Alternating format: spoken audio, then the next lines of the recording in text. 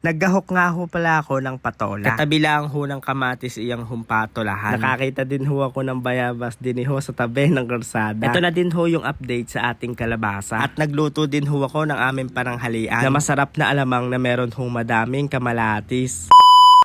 Hi mga katroops, magandang buhay! Tara, samahan niyo ho ako sa aking buhay probinsya. Dito ko na ho pala na-set up ito hong ginawa namin bangko sa Kahula Mesa. Ay saktong-sakto nga at wala na ho yung tubig lawa. Ako'y nagkape lang ho muna mga katroops. Yung ho palang isang bangko ay akin ho palang itinataas doon sa taas ho ng kubo. Nang isang beses ho kasi ng aking maitaas ay bumagay. Isa dyan mapapataas ho talaga yung isa. Pero dito ko ho muna inilagay diyan yung setup sa baba. At aking ho muna kayong i-update din ho sa ating kubo mga katroops. Bali na wala na ho yung tubig lawa din ho sa gitna o doon sa daan. Bali doon ho sa gilid ng kubo o doon ho sa sitawan at sa balag ay meron pa. At nagpunta na din ho ako doon ho sa kamatisan at saka ho sa patolahan. Bali yung kung may kamatis ay dati ho yung patolahan kaya ho yan meron hong balag ng mga kawayan. Pero yung mga kawayan ho yan ay hindi na ho siya pwede. Magiging panggatong ko na ho yan. Paniguradong madami na naman ho ako maluluto niyan. Pwedeng na ho makapagpalambot ng tuwalya ng baka iyan sa kaho ng balat. Ay kasarap ho niyo ng kare-kare. Tapos madaming puso ng saging at meron hong bagoong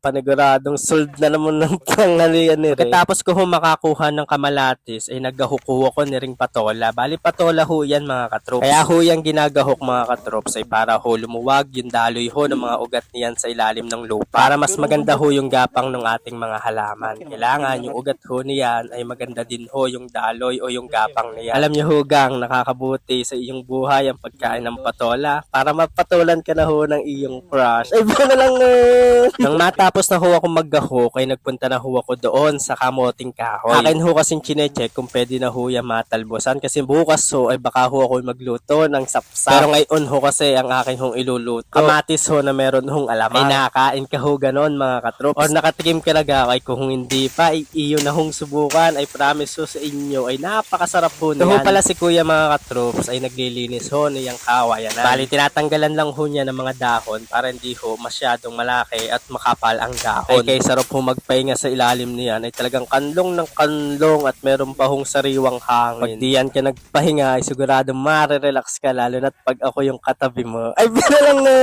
Ipapasyal ko ho pala kayo doon ho sa aking kalabasan para makita ko at makita nyo yung update na doon sa kalabasan. Kaso nga ay sumabit pa yung aking mukha doon sa bayon. Ito na ho yung update sa aking kalabasa mga katroops. Meron na ho siya mga bunga at bunga na ho talaga siya. Pwede na ho yan, pambulang lang. Yun nga lang ho, mas mahal ho ang presyo niyan pag pambulang lang. Pag ho kasi pambulang lang ay medyo magaan pa yung kalabasa at maliit at mura. Hindi ho tulad nung magulang na ay mabigat na. Kaya natatakam na naman ho ako magluto ng bulang lang. Kaya nyo, sa isang araw ay magluluto na ako niyan. At pag makikita ko ho ito sa susunod or pag magluluto na ako, ayan na lang yung aking lulutuin. Yung meron na hong sinay. Sa mga gusto ho palang bumili sa akin yung kalabasa mga katroops, ay punta lang ho kayo din sa kalabasan. Pero hindi pa ho ngayon kasi hindi pa ho siya pwede. Update ko na lang ho kayo kung kailan ho pwede nang pitasin iring ating kalabasa mga katroops. Kuha na ho kayo mga 100 kilo. Pag uwi ko ho ay may nakita ho akong bayabas doon ho sa may kalsada. Kaya ako'y nanguha na ho. Bigla ho kasi ako nangasim at natakam diyan sa bayabas. Kaya ako'y nakakuha na. Meron ho kasing bagoong doon sa kubo. Kaya ayan, napakuha na ho ako para makain at mapapak mamaya ho. Ay sa pagkakaganda pa ng bayabas at ang laki. Hindi nga siya gano'n ng kalaki pero sakto na siya. Malaki na siya kaysa sa mali.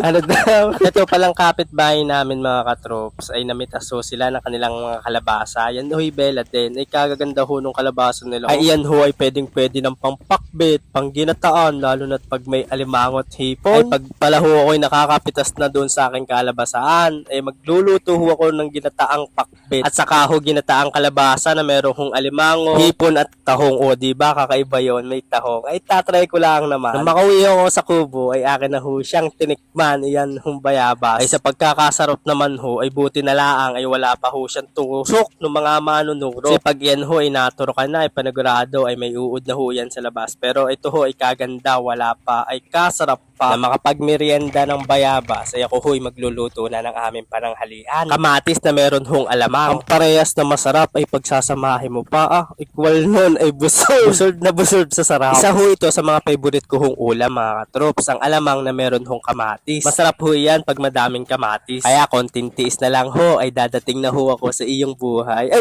lang na!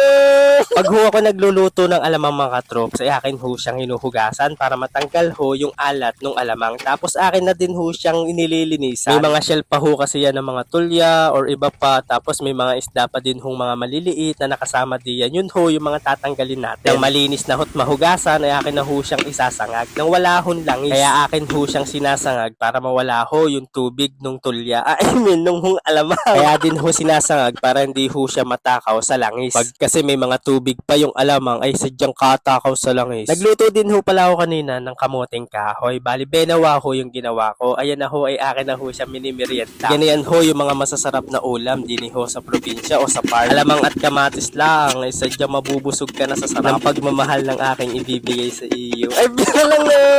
Akin din ho tinatanggal yung mga asin na nakadikit ho diyan ho sa talyase para maiwasan ho yung pagkaalat ng ating ulam. Nang wala na hong tubig yung alamang ay maglalagay na ho ako diyan ng langis para makapagisa na ho ako ng bawang at sibuyas. Tapos pag okay na ho yung ginisa natin ay pag-oolahin na ho natin yung alamang. Atin din hong igigisa yung alamang hanggang sa mag-orange. Tapos pagluto na ho yung alamang ay maglalagay na ho ako diyan ng kamalatis. Naglagay pa ako ng konting langis. Diyan pala ang sa kamatis ay kasarap na hong papakin. Eh paano pa pag iyong inulam? Maglalagay na din ho ako diyan ng paminta sa kaho seasoning. Naglagay din ho ako ng siling panigang. Tapos ang aantay na lang ho natin maluto diyan yung kamatis. At pag okay at luto na yung kamatis mga katrops ay luto na ho iyan. Masarap ho diyan mga katrops ay medyo naglalangis-langis. May nakikita pa nga ho akong bulig diyan. Yun ho mga maliliit na dalaw. Ay ko yan ay malaki-laki ay akin na ho yung hinuli at matinola. Doon pala ang ho sa amoy ng usok niyan mga katrops ay talaga magugutom ka na. At pag ganyan na ho yung ating kamatis at alamang mga katrops ay kainan na mga katrops. Maghahain na ho ako. Bali ere daw ho yung version ho ni Georgian TV na tumaba na ay nagulat na lang ho ako ay nagtatatakbo yung pala ay nagtimer, nagpipicture. Nagpicture ho siya na meron hong salakot at nagpicture din ho siya ng walang salakot. Kala ko naman ay may pusa kaya tumatakbo. Buti na lang hindi natalisod doon sa graba. Pagkatapos niya magpicture ay magbibideo naman. Ayan, habang kumakain ay nagbibideo na sa diyan. Hindi na siya nagtanggal ng salakot para kunwari daw ako daw siya. Ay sadyang kasarap ho ng kain niya diyan. Ewan ko lang ho doon sa video niya kung kita ba na sumusubo siya o humunguya. Ito naman ho yung version na mapayat na. Ay kabilis tumaba ay kabilis din pumayat. Ay sana all ganun lang kadaling pumayat. Kaya kainan na. Kain ho tayo mga katrops. Ang ulam ho namin ngayon tanghalian ay ginisang alamang na meron hong kamalatis. Yung tipong kay sarap na ho nung alamang at nung kamatis ay pagsasamahin mo pa. Ay kahit ho siguro talaga baho iyan ay tataob ho yung inyong kaldero. Ayun ngang aking mga pusa ay nakaabang na. Ay gustong gusto ho yung amoy ng mga alamang. Sabi ko na lang ay antay nyo kung tumapos pumain at papakainin ko ho kay o mamaya. Sabi baga ng aking mga pusa, meow meow meow.